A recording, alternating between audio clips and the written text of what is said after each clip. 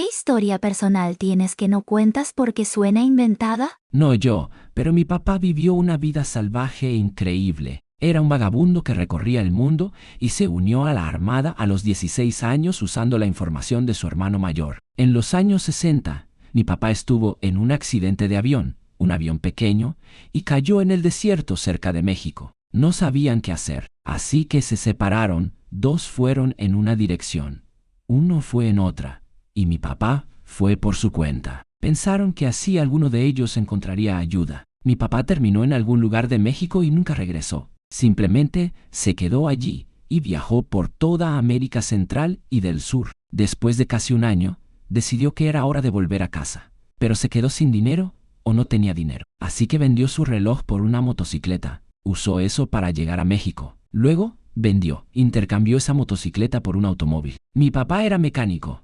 Podía hacer que cualquier trasto con motor funcionara al menos por un tiempo. Luego condujo hacia el norte, hacia los Estados Unidos. No tenía documentación, así que vendió el automóvil, caminó a través de un barranco o zanja de regreso a los Estados Unidos. Cuando finalmente llegó a casa de su hermano a través de una combinación de caminata y hacer autostop, su hermano y uno de los tipos del accidente de avión estaban sentados en el porche tomando cervezas. Pensaron que mi papá había muerto. Mi papá pensó que el otro tipo había muerto. Bebieron cervezas, jugaron a las cartas y charlaron. Años después, antes de que yo naciera, mi papá le dijo a mi mamá que iba a recuperar el reloj. Condujo desde Chicago hasta México. Tomó un autobús a algún lugar de Chiapas, si mal no recuerdo. Encontró al tipo al que le había vendido el reloj. Lo compró de nuevo y luego condujo de regreso a Chicago. Tengo el reloj. Tenemos fotos de mi papá de joven viviendo en México, India, Alemania Occidental, Reino Unido, Filipinas, Hawái, por todo Estados Unidos. Tarjetas postales que escribió a su hermano y así, lugares que ni siquiera existen más. Mi papá murió cuando yo tenía 16 años. Edición. Recibí muchos mensajes sobre mi papá de personas. De hecho, fue un papá genial y lo quería mucho. Gracias por las amables palabras sobre él. Me acabas de recordar cuando mi marido fue rehén en un bar. Uno de los clientes habituales entró, bebió una cerveza con todos y luego sacó un arma. Dijo que su esposa se estaba tirando a su mejor amigo y que ya había tenido suficiente. No quería vivir más, odiaba a su esposa y quería que ella también sufriera. Entonces, dijo que cualquiera que quiera salir, que vaya después de tomar una copa. Le sirvió algunos tragos a todos. Luego, sabiendo que habían llamado a la policía, disparó un par de tiros al techo. Todos los muchachos, incluido mi esposo, dijeron que el hombre no haga esto, pero los empujó hacia atrás. Luego abrió la puerta principal del bar de una patada y comenzó a disparar al suelo mientras corría hacia su auto. Recibió 17 disparos y murió instantáneamente, pero fue lo suficientemente amable como para despedirse de todos los chicos y puso su billetera en la barra para pagar todas sus bebidas. Supongo que quería disculparse. Lo sé porque llamé a mi marido y le dije, «Oye, ¿qué estás haciendo?» Y él dijo, «Oh, oye, soy un rehén». Una vez fui a una fiesta del 4 de julio en la casa de Mark Zuckerberg y él me preparó una hamburguesa. Un par de amigos y yo estábamos trasteando en una cantera abandonada. Me resbalé por el borde y caí unos 60 pies, solo para ser salvado de la muerte por una rama de árbol que quedó atrapada entre mi bota y los cordones. Mis amigos encontraron algo de esa extraña cuerda de plástico azul que se encuentra cerca de los sitios industriales y arrastraron a mi yo aterrorizado de 10 años de regreso a la cima. He hecho algunas cosas estúpidas, pero esa es, con diferencia, la más idiota y nadie cree que haya sucedido. Estábamos navegando por Huntington Beach, en el Mercury Comet de mis amigos a finales de los 80, correr con personas al azar y, en general, ser desagradable. Estamos en el semáforo en rojo, y a nuestro lado hay una viejecita, en su anodino Audi. Mi amigo acelera el motor un par de veces mientras le gritamos y silbamos. Gira la cabeza lentamente y con una sonrisa irónica pone el volante. Lleva esos guantes de cuero para conducir, esos que tienen todos los agujeros en los dedos. La luz se pone verde, y ella nos dejó completamente engañados. Nos quedamos atónitos y simplemente la vimos alejarse a toda velocidad. La historia parece una escena de una película de John Hughes, de los años 80, pero sucedió. En la escuela secundaria, en el apogeo de la moda del Super Soaker, mi amigo y yo conducíamos por nuestro pequeño pueblo, buscando personas que conocíamos para poder dispararles con una pistola de agua. En un semáforo en rojo, nos detuvimos junto a una pareja de ancianos en un Buick grande y viejo, o algo así. Sentado en el asiento del pasajero, les apunté con mi pistola de agua en broma, y actuaron asustados. Todos nos reímos. Cuando me volví para contarle a mi amigo, el conductor, lo que acababa de pasar, recibí un chorro de agua en un lado de mi cara. La pareja de ancianos también tenía un Super Soaker cargado. Y luego se despegaron, dejándonos en el polvo y con mi cara goteando. Y la gente dice que la madurez se desperdicia en lo viejo. Mi abuela era así.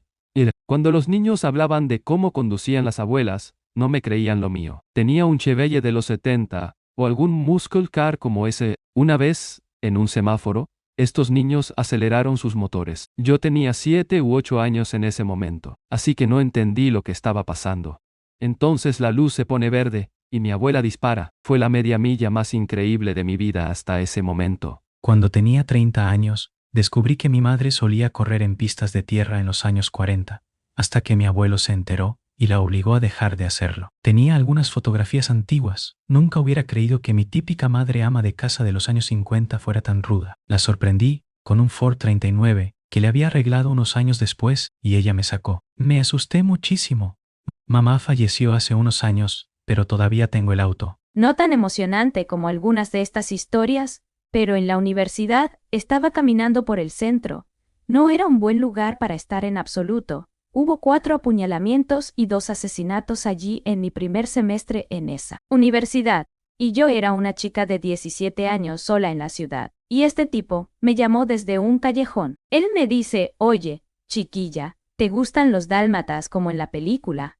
Y yo, siendo el genio que era, respondí, sí, como en un camión de bomberos. Así que este tipo me dice que lo siga por este callejón hasta su camión, porque tiene cachorros, y por supuesto, lo sigo. Son cachorros, y esto sería demasiado cliché para que en realidad sea un tipo atrayendo a jóvenes a su muerte. Y no estoy bromeando. Tenía como 8 cachorros, y su madre en la parte trasera de este trasto, oxidado entre estos edificios, y me dejó jugar con ellos durante unos 10 minutos antes de que volviera a caminar hacia mis dormitorios. Quería que me llevara uno, pero nuestra residencia de estudiantes acababa de ser descubierta por esconder ardillas y gatos dentro la semana anterior. En fin, esa es la historia de cómo seguí a un desconocido por un callejón porque me dijo que tenía cachorros. Y de hecho tenía cachorros. Tuve un accidente automovilístico en la universidad. Un tipo me golpeó y luego giré y choqué contra otro auto. El tipo en el auto que atropellé me encontró en Facebook y nos reunimos para tomar un café unos días después. Alrededor de las 8 p.m. me preguntó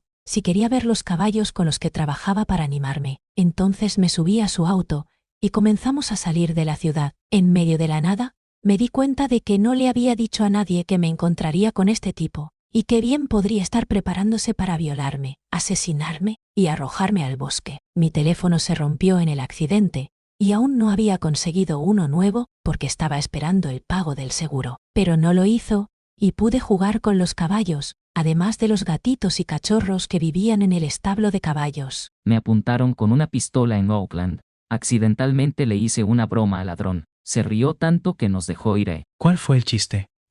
Aquí está lo que pasó. Esto fue antes de 2010. Fui a Oakland para ir a un evento de club de poesía con un par de amigos de la universidad, cuando estaba en los primeros años de la universidad. Cuando nos íbamos estábamos caminando por un área sucia de Oakland. El tipo nos apuntó con un arma y quería dinero. Yo, siendo honesto y sin tratar de bromear, le dije, soy un pobre estudiante universitario, así que debería estar robándote a ti. Esto le pareció muy gracioso y empezó a reírse. Mis amigos y yo no sabíamos qué estaba pasando, y él seguía riéndose y simplemente se fue. Nuevamente, no estaba tratando de bromear, lo que dije fue en serio, pero el tipo lo tomó como una broma. Se rió y se fue. Me sorprende que esto se haya vuelto viral y haya recibido muchas respuestas, así que dejaré este comentario como el comentario principal para explicación. Además, es sábado y soy perezoso. Me enfermé gravemente cuando estaba en la escuela secundaria. Como gravemente enfermo. Ni siquiera podía caminar. Solía arrastrarme hasta el baño y ponerme de pie para que todo pareciera al revés. También tenía extrañas erupciones en el cuerpo. También tuve dolores de cabeza muy fuertes, continuos durante meses. Fuimos a muchos médicos, pero nada funcionó. Los analgésicos no hicieron nada. Los médicos no pudieron diagnosticar la enfermedad. Entonces un día me desperté y ya no estaba. Meses de dolor, Desaparecieron en un instante. Mi novia desarrolló una picazón intensa en todo el cuerpo. Benadryl no hizo nada. Terminó recibiendo inyecciones de esteroides cada 60 días, casi como un reloj, cuando empezaba a regresar. Luego de la nada, después de 2 años, se detuvo tan rápido como comenzó. Hice una caminata en solitario y me perdí en el bosque durante 4 días y medio. No he comido mucho más que algunos bocadillos que empaqué y muy poca agua. Definitivamente estaba deshidratado y probablemente debería haber ido al hospital, pero simplemente fui a casa y me preparé para trabajar al día siguiente y actué como si nada hubiera pasado. De todos modos, nadie me creería, así que ni siquiera lo menciono. Como estudiante de posgrado, me robaron la billetera y usaron la tarjeta de crédito para hacer miles de compras. La policía mostró poco interés en mi caso de baja prioridad, y se rieron de mí por pensar que estaban en eso. Literalmente me dijeron que veo demasiadas películas si creía que el caso se resolvería rápidamente o en absoluto. Así que hice mi propia investigación. Convencí a mi compañía de tarjetas de crédito para que compartiera conmigo lo que sabían sobre el robo. Convencí a las tiendas donde se usó mi tarjeta para que compartieran información. Se dio el número de teléfono y la cámara de seguridad identificó al ladrón como un joven. Usé herramientas de archivo para rastrear el número de teléfono hasta una casa. Desarrollé una teoría sobre quién era el joven ladrón basado en el número de teléfono. ¿Y lo que se compró? Encontré una foto de ese chico en su anuario de la escuela secundaria. Hice un cartel con fotos del anuario, tal vez unas 50, con el ladrón enterrado al azar en ellas, y fui a las tiendas donde usó mi tarjeta y pregunté a los empleados si alguien en el grupo se parecía al ladrón. Y todos identificaron al chico, en todas las tiendas, lo cual me asustó un poco al darme cuenta de que realmente había resuelto el caso. Así que llevé todo eso con orgullo a la policía. Un detalle: el ladrón era un estudiante universitario local de una familia local acomodada, que eran grandes partidarios de la policía, y un amigo dijo que no hay forma de que los policías hagan algo con ese chico. Dentro de unas horas de contarle a la policía sobre mi trabajo de detective, me llamaron a la estación, me pusieron en una habitación con máquina de escribir, esto era los 90, y me dijeron que escribiera todo el proceso de mi investigación, y un oficial me dijo que dejara de investigar, que dejara que la policía hiciera su trabajo. No estaban contentos con mis esfuerzos, y nunca volví a saber nada de la policía al respecto. Cuando aprobé mi examen de manejo, mi instructor me dijo que yo era el mejor estudiante al que jamás había enseñado, y sabía que lo aprobaría. En broma le pregunté quién era el peor estudiante que había tenido. Dijo que hace unos 20 años le enseñó a una mujer que se puso tan nerviosa durante el examen que perdió el control y destruyó una pared, un árbol y un poste de dirección. Se le prohibió tomar el examen de nuevo. Esa noche hicimos una fiesta en casa para celebrar, y mi mamá me dijo que esa mujer es mi tía. Una vez me encontré en una situación en la que era una especie de gigoló al revés, y una mujer me pagó $50 después de que no quise tener relaciones sexuales con ella. Conducía para Lyft y recogía a una mujer en un bar, la llevé a su casa y, antes de que saliera del auto, me preguntó si quería tener sexo con ella. Le dije que agradecía la oferta, pero que tenía una relación seria y no quería engañar a mi novia. Parecía un poco decepcionada, pero luego se metió la mano en la parte delantera del pantalón, sacó un billete de $50 y me lo entregó. Luego salió del auto y entró en su casa sin decir una palabra más. Todavía me dio 5 estrellas. Tal vez quería vengarse de alguien por engañarla, y luego estaba feliz de que hayas hecho lo correcto. Le devolviste la fe en los hombres. Una mañana me desperté un poco tarde, alrededor de las 9 a.m. Vi que tenía una llamada perdida de mi papá, con quien me estaba quedando en ese momento. Intenté devolverle la llamada, pero no respondió. Iba a volver a dormir, pero seguía teniendo esta horrible sensación en el fondo de mi estómago. Simplemente sabía que algo malo había pasado. Fui a buscarlo y lo encontré en el suelo de la cocina. Había sufrido un ataque al corazón. Aún está vivo. Le pusieron un par de stents y está bien. Trabajaba en un hotel que organizaba una noche de fetichismo. Una mujer hermosa me preguntó si tendría sexo con ella mientras su esposo miraba. Estaba trabajando como seguridad en el hotel para su evento de fetichismo. Tenía 23 años y acababa de ser dejado por mi novia. La mujer era impresionante. Tenía 30 y tantos años. Estaba bien vestida y realmente parecía gustarme. Disfrutaba del coqueteo y de la interacción con ella toda la noche. Finalmente hizo su última oferta: subir a su habitación y si se volvía demasiado extraño, simplemente me fuera. Estaba segura de que sería lo mejor que jamás había experimentado sexualmente. Acepté su oferta. Subimos las escaleras, su esposo estaba esperando. Se parecía mucho a un político prominente. Sonaba como uno pero dio otro nombre. Fuimos a la habitación y empezamos a jugar. Eventualmente él entró en la habitación, se sentó y nos miró toda la noche. Ella me contactó nuevamente un par de semanas después por mensaje de texto. Quería encontrarse de nuevo de la misma manera. Antes de aceptar, ella dijo que él quería contacto físico conmigo. No me interesaba eso. Me encontré con la mujer un año después. Hablé con ella brevemente, quería volver a encontrarse, le pregunté por su esposo, y ella dijo que no estaba casada. Resultó ser una escort, y su cliente habitual tenía fantasías de cornudo, y no dio su verdadero nombre. Estoy bastante seguro de que era el político prominente. Como nota aparte, ella realmente fue la mejor pareja sexual que he tenido. Ridículamente atractiva y talentosa. Entiendo completamente por qué alguien pagaría por sus servicios. Tenía un par de radios para que cuando mis amigos y yo fuéramos en viajes en coche, pudiéramos hablar sin tener recepción celular, etc. Una noche, simplemente estaba revisando si alguien más estaba hablando en alguno de los canales y encontré a una pareja teniendo sexo por radio. Me causó tanta gracia que solo hice un chiste divertido y me reí de ellos, y ellos inmediatamente cambiaron a otro canal. Unos segundos después, mi compañero de habitación entró y le estaba explicando sobre cómo se perdió el sexo por radio, y sentí como si estuviera explicando la experiencia más estúpida, ficticia, de una película adolescente. Es algo tan pequeño y estúpido, pero me pareció hilarante en ese momento, y aún así suena como si estuviera recordando una escena de una comedia subida de tono como American Pie o algo así. Estaba caminando por los Alpes con mi novia por un sendero muy estrecho y empinado con un acantilado a un lado. Una puta cabra salvaje apareció de la nada y empezó a darnos cabezazos y a empujarnos. Estábamos cagados de miedo de que este hijo de puta fuera a empujar a uno de nosotros por el precipicio y moriríamos. Varias veces tuve que agarrar sus cuernos y luchar con él para que no me empujara por el acantilado. Perdimos casi una hora entera tratando de lidiar con la maldita cabra, pero finalmente logramos dar la vuelta y bajar la montaña. Suena tan ridículo que tuviéramos miedo por nuestras vidas, a causa de una cabra que decidimos contarlo, como una historia divertida como, oh,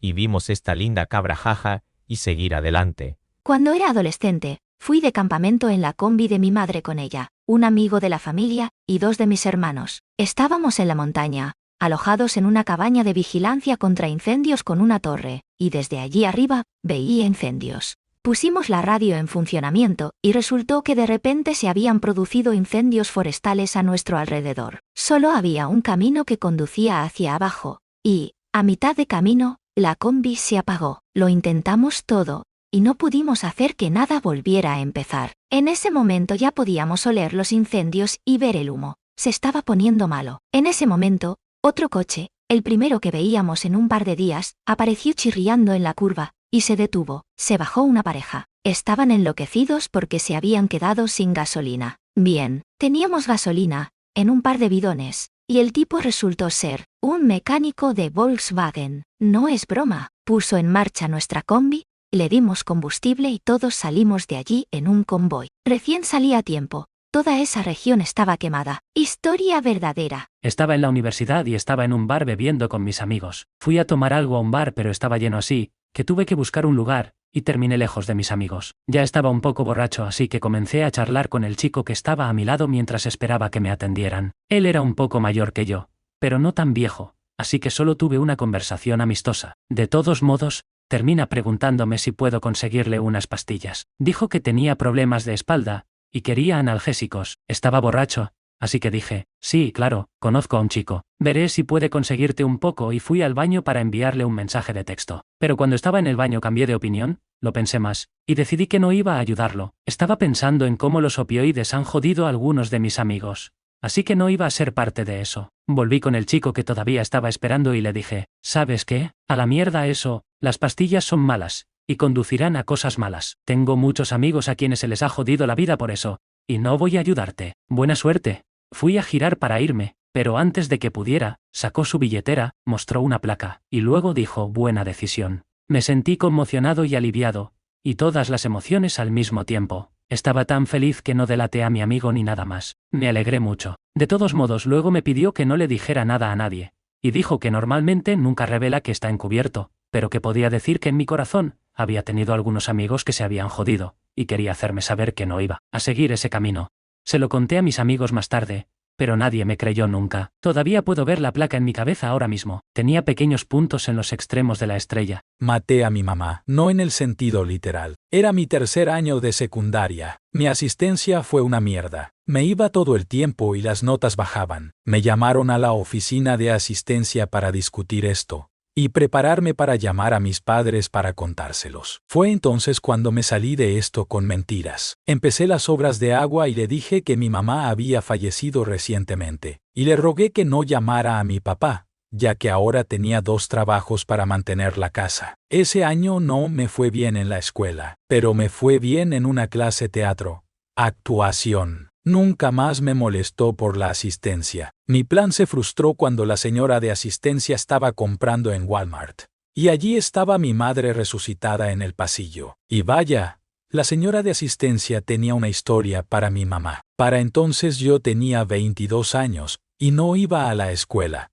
Me había olvidado por completo del incidente, porque pensé que era solo un golpe de suerte que ella me creyó. Mi mamá tuvo que interrogarme cuando llegué a casa hasta que recordé la pequeña mentira que me liberó para mi tercer y cuarto año. A mi mamá le gusta sacar el tema y criticarme cada vez que puede. Pero si cuento la historia sin que mi mamá confirme la exactitud, simplemente suena descabellado.